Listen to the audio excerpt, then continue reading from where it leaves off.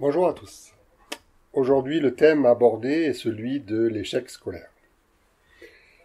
Premier point, ce qu'il faut garder en tête, c'est que chaque parent revisite en fait sa propre enfance au travers de l'éducation de son enfant.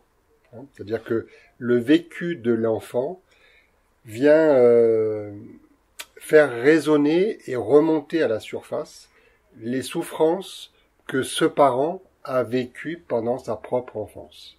Donc c'est parfois difficile. Ne parlons pas des choses positives parce que ça, c'est oublié en fait beaucoup plus vite que les événements traumatisants.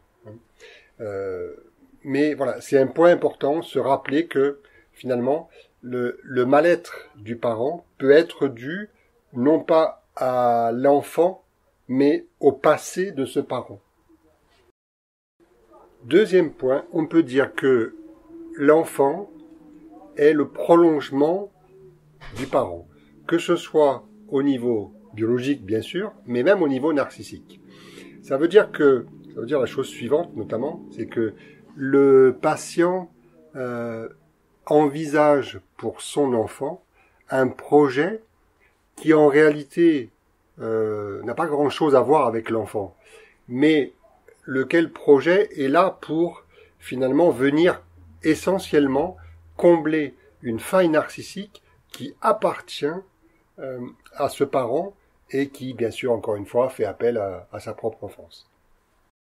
De ce fait, l'échec scolaire de cet enfant, souvent, représente plus l'échec du parent lui-même qu'autre chose. Ce qui, au passage, n'est pas du tout un signe d'amour, mais encore une fois, plus de l'ordre de la question narcissique. C'est le premier point. Le deuxième, c'est que dans notre culture occidentale qui, je dirais, de plus en plus centrée autour de la première année de l'enfant, avec ce qu'on appelle le stade oral, et le fait que l'enfant et l'adulte ensuite devient relativement exigeant. Il y a une petite formule qui résume bien un peu tout ça, c'est tout de suite. Voilà. Et cette formule-là, ce tout de suite, a du mal à s'accorder avec la hiérarchie, l'ordre, le fonctionnement scolaire en général. Et dernier point, en fait, l'échec scolaire peut être, dans certains cas, un moyen de pression de l'enfant sur le parent, dans la mesure où cet enfant s'est rendu compte de l'importance que le parent attachait à sa réussite. Avant d'aborder le dernier point, rappel, vous pouvez retrouver l'intégralité, voire plus que ça, de cette question-là sur nos cours, au sein de l'école EFPP, et notre chaîne YouTube aussi. Voilà.